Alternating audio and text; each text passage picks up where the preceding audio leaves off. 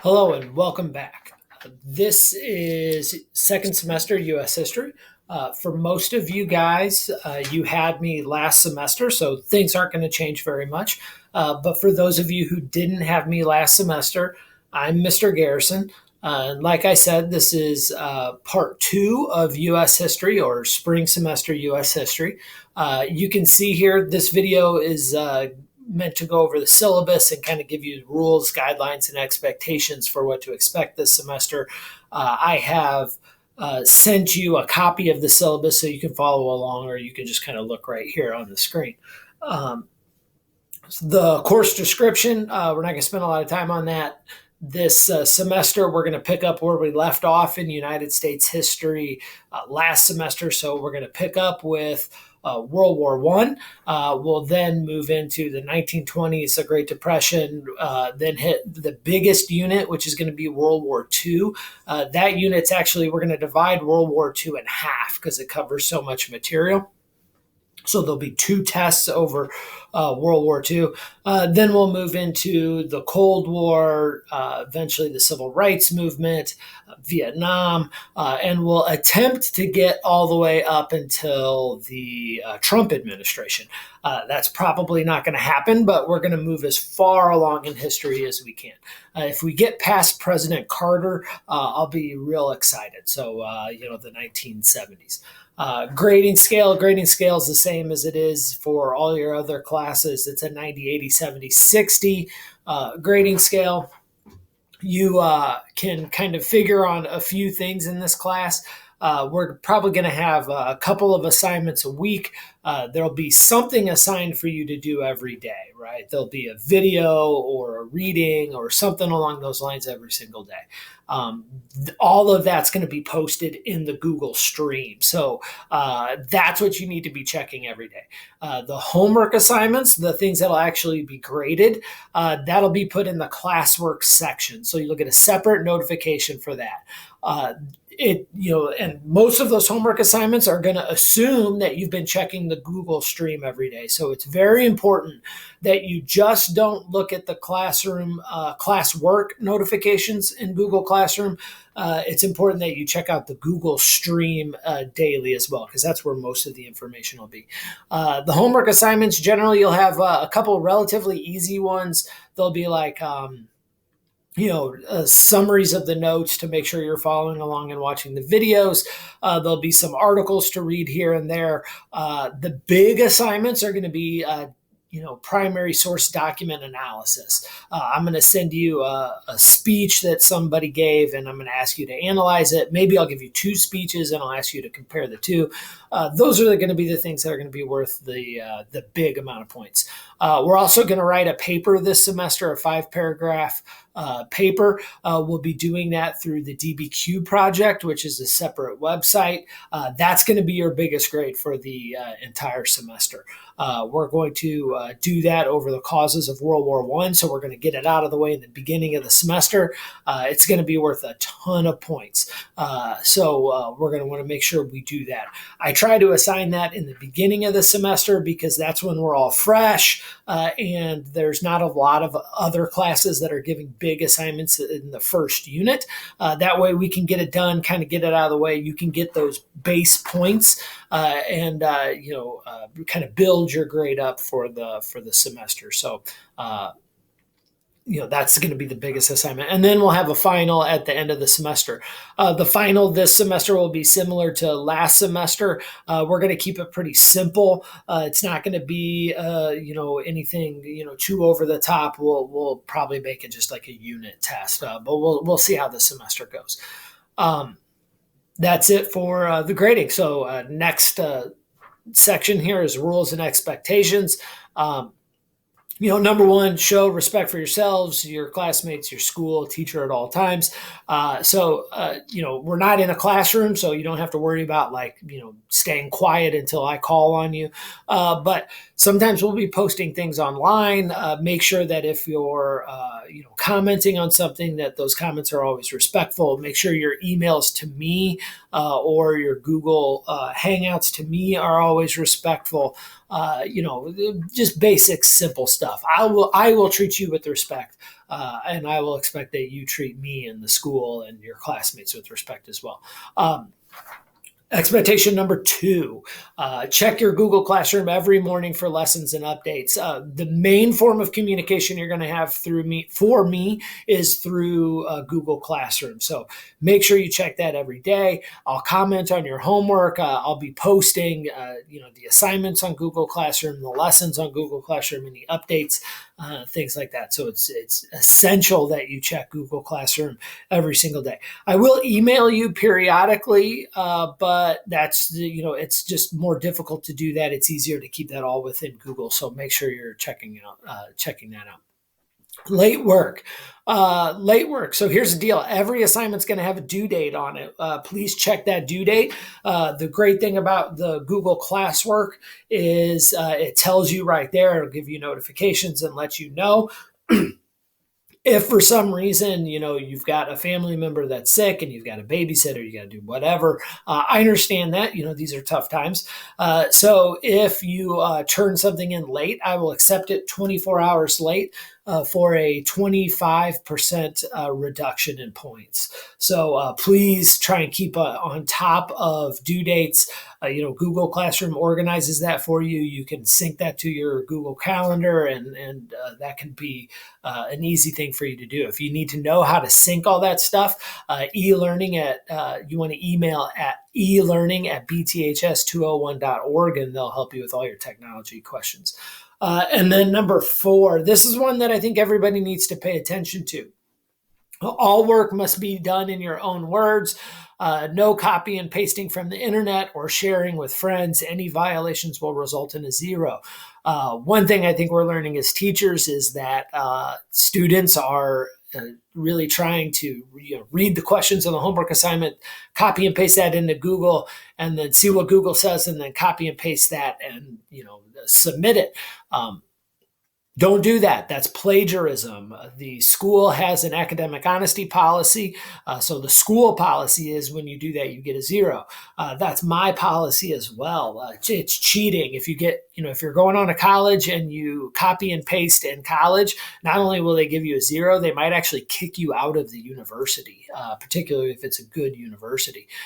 So we've got to learn to be academically honest in here. So don't share your work with anybody else. If you and another student submit the exact same thing or something that's 90% similar, that's statistically just not supposed to happen. Both students will get a 0. There's no way I can know if who cheated, who copied off of who did the original work. I can't know that. So both students will get a 0. A lot of students last semester copy and pasted off of history.com. That's a ridiculous site to copy and paste off of. It's like Wikipedia. It's of course I've read that before. It's not hard to determine when a student who normally writes at a junior level writing ability submits an essay on the test written at a postgraduate doctoral level. I can most of the time I can catch that. I'm sure there's kids that have gotten away with it, but I do pay attention to it. There's actually, even on the teacher side of Google Classroom, there's a button in the classwork section of Google Classroom that says check for plagiarism. And what that does is it takes your wording from your assignment and it searches the internet for, similarly worded paragraphs, and it just gives me the website. So it's really easy for me to check. So please don't do that. If you do that, you'll get a 0 if I catch it. Now, like I said, I'm sure some people were able to get away with it, last semester, but I guarantee you I caught more of it than I didn't catch. So please don't do that. All right, next up is the textbook. We use the American History textbook. I hardly ever use it. I just hardly ever use it. But it is a good supplement. So if there's a topic that you're really interested in, or if you want to use it just to help you study, it is a great resource. The website is listed on the syllabus. It's a real easy one. It's hmhco.com/1. And then your password is, or your username is your school email, and your password is your school password. So, real easy to use. It's intuitive. I'm not going to use it, but it is a good resource for you. Makeup work, it's your responsibility. If you can't make a Google Meet, or if something happens and you can't make a deadline, it's your responsibility to let me know in advance, or at the earliest possible moment, that you're not going to be able to meet that deadline. I'll be understanding about that. It's COVID, things happen. So I'll be understanding if you let me know as soon as possible. If you have questions for me, we will do a few Google Meets this semester. I'm hoping to do more. I think the school is considering changing that policy for remote students. But as of I'm making this video on December 17th, so it's actually still first semester. As of now, Google Meets aren't mandatory for you guys. That may change. If it changes, we'll be absolutely be doing more Google Meets. But the plan is to do a few more of those. So, try to pay attention to that, and make sure that you're on those meets. As far as office hours go, if you need to talk to me and you want to do like a Google Meet or a Zoom or whatever you're comfortable with, I'm pretty much available all day. I teach all remote classes.